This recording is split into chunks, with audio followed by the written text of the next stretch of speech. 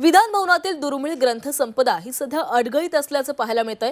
दालनं चकाचक करताना पुस्तकं मात्र अडगळीत ठेवण्यात आली आहेत। विधान भवनाच्या गॅलरीमध्ये जुन्या पुस्तकांचा खच पडलाय। विधान भवनाच्या ग्रंथालयातील ही पुस्तकं आता उघड्यावर पडल्याचं दिसतंय। विधान भवनातील दुर्मिळ ग्रंथसंपदा अडगळीत पडल्याचं समोर आलंय। विधान भवनातील मंत्र्यांची दालनं चकाचक करत असताना पुस्तकांकडे मात्र प्रशासनानं दुर्लक्ष केलंय। विधान भवनाच्या गॅलरीमध्ये जुन्या पुस्तकांचा खच पाहायला मिळतोय।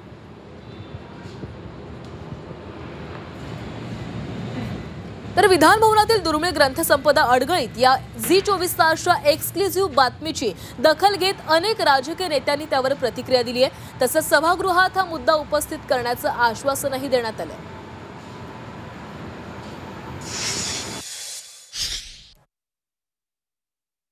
महाराष्ट्राच्या सरकारकडे महाराष्ट्राची लायब्ररी करायला निधी नसतील तर सुप्रिया सुळे राज्याचा दौरा करेल। मी माझा पदर तमाम स्वतःपासून सुरुवात करीन। मी स्वतः निधी देईन आणि महाराष्ट्राच्या मायबाप जनतेचे मी माझा पदर पडून करीन की आपण सगळे चला, महाराष्ट्र सरकारकडे पैसे नाहीत ना, आपण पैसे गोळा करूया आणि आपण महाराष्ट्राची आन बान आणि शान, आपली पुस्तकं, आपली मराठी भाषा ही टिकवण्यासाठी ताकदीने महाराष्ट्राची ही लायब्ररी मराठी माणूस उभा करेल।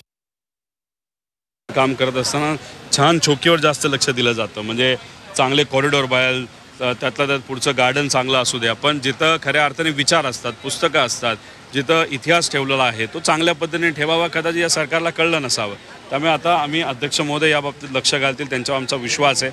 आम्ही त्यांना तिथं विनंती करणार आहोत की तुम्ही याच्यावर लक्ष घालून जिथं संविधान ठेवलं, जिथं पुस्तकं ठेवलं, जिथं पूर्वीचे जे सर्व मोठे नेते होऊन गेले त्यांची भाषणं ठेवलं, त्याला कुठं रोग लागू नये, त्याला डिजिटल करता येईल का, तिथं चांगलं लायब्ररी करता येईल का, या बाबतीत नक्कीच आम्ही बोलू। पण हे सरकार कसं आहे, जे नेते आहेत त्यांना फक्त छान चोकी आवडते, कॉन्ट्रॅक्टर आवडतात, कॉन्ट्रॅक्टरला पुढं करायचं, विचार राहिले बाजूला, आपलं आपलं काम चाललंय, कॉन्ट्रॅक्टर आपलं जे काय पाठवतो अशी एक मानसिकता आहे।